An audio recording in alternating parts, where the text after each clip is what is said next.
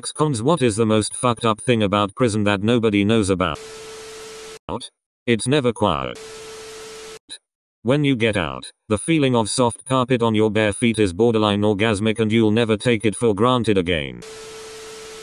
On a slightly lighter side, a sort of family friend recently got out of prison after 18 years for holding up a gas station for drug money. My uncle was his friend, and when the guy got out, my uncle said, "Man, there's this show you're gonna love called Game of Thrones." The guy laughed and said he was current on it. The in-prison black market was his source for a tiny 2-inch battery-powered screen and micro SD cards with the episodes on it. Every now and then it would be confiscated as contraband and he'd have to save up for a month to buy another.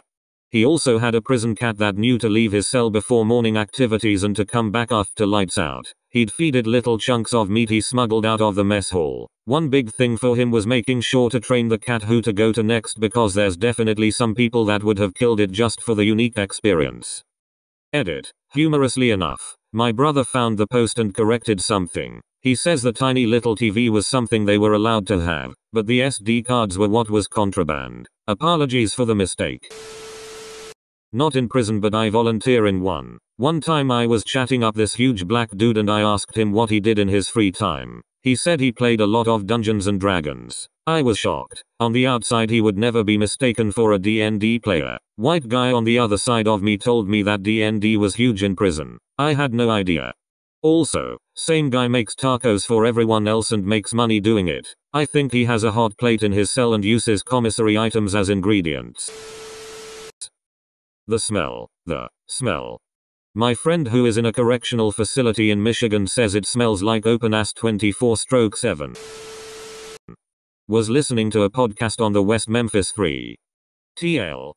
3 dudes got life in prison for murdering a bunch of kids, but they were actually all innocent. One of the guys said the worst thing about prison was that during the summer, there was 1,000,000 mosquitoes in his cell. The entire wall of his cell was red from the blood of all the dead mosquitoes he would slap and punch every day. They would be in his cell 24/7 just stinging him non-stop. While he slept, while he was taking a dump, while he was jerking off. It never ended. Most summer days he would just lay on the floor crying, wishing for death. They take your mugshot. Last. Suddenly Lindsay Lohan's mugshot progression makes so much more sense. My brother is a CO, and he told us why their inmates have shampoo and soap that comes in packets now. They used to have it in little bottles. Well, the guys would use up all their soap, and instead of throwing the bottle away, they would keep it and fill it with a combination of whatever bodily fluids they felt was appropriate and use it to hold up other inmates for their commissary. Like, if you don't give me your commissary, I'm going to squirt this bottle in your face. And when they said no and got squirted in the face, they got pinky. My brother said a lot of people had pinky. Shit was always one of the ingredients in the bottle. Edit. Since so many people keep asking, commissary is like a general store for prison jail. They have food items, toiletries, and other things, although I don't know the specifics. Inmates get money in their commissary account either from their family or from whatever work they do, if that's a thing where they are. Also, I can't believe my most upvoted comment ever is about a shit story my brother told me. Not a felon, but the wife of one. There are an unbelievable amount of rules that have to be followed, even for visitors. Some of them you can pick the rationale out, but a lot are just rules for the sake of rules. You don't follow, you get punished. The whole point seems to be to try and get you bothered, and remind you that you're powerless. Want to visit your loved one? Show up and wait to be called. You can't stand in this part of the lobby. Everyone on that side of the lobby, behind the blue line. No one goes in unless everyone's behind the line. When you filled out your paperwork, you used a line instead of an X in the checkbox. You have to redo everything, and your paperwork goes to the bottom of the pile. You better have read the 3 pages of dress code rules. If you did something wrong you don't find out, you need to change until you're about to go in. Hope you brought an extra outfit in your trunk or you're off to find a Walmart. You're wearing the same outfit you've worn the last 4 times you visited? Too bad. The HBIC on duty today says you have to change. The whole thing is like going through the tar at the airport, except the disgruntled, power-tripping government employees follow you onto the plane and you don't actually get to go anywhere. Shit bombing.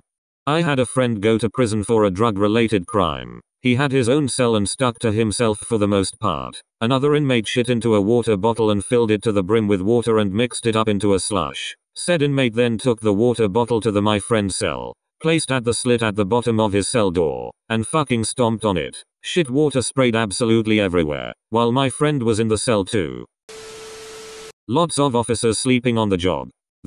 I worked at a jail in mental health and once got trapped in a pod during a huge fight because the guard was asleep. I realize they work long hours, etc., but this particular individual was a consistent issue.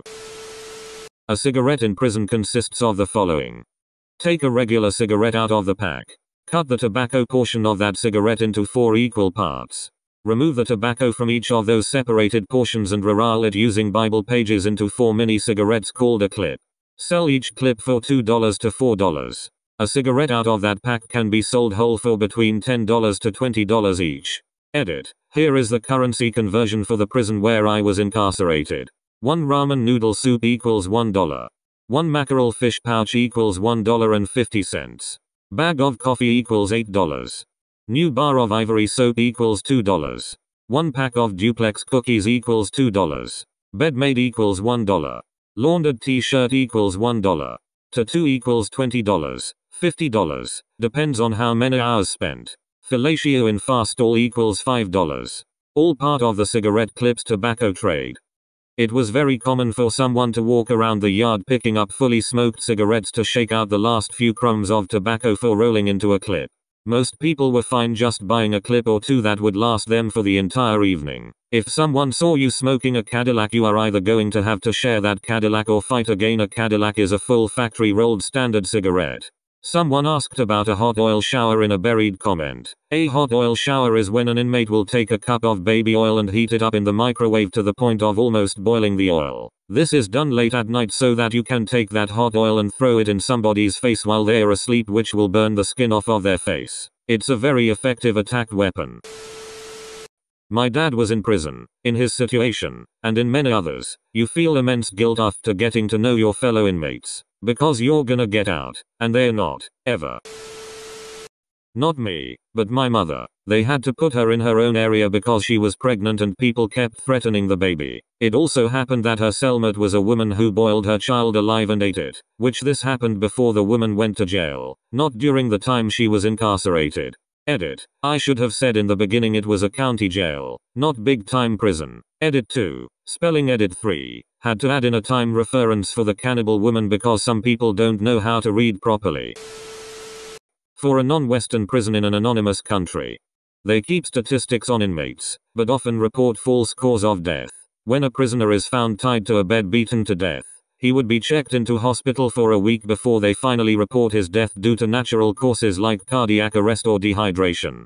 Administration staff do not want to get involved in keeping order, so they have a group of prisoners they elect to do it for them. This means this group gets special privileges from administration staff, where they turn a blind eye to abuse for the sake of keeping order. The ruling group gets unlimited power to extort, abuse and otherwise exploit everyone else, as long as they keep violence in the rest of the population down. The official staff keeps a distance and away from harm, but the rest of the prisoners are subject to a ruthless gang. The administration staff only interferes if their elected group does not keep order, which is when they elect a different gang to the role.